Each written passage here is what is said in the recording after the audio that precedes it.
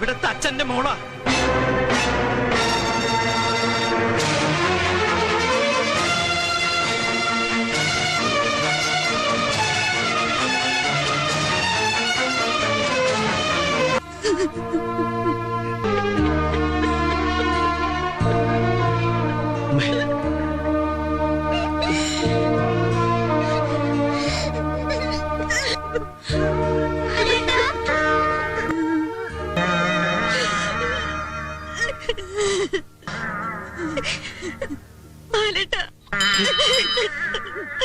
അരുത്.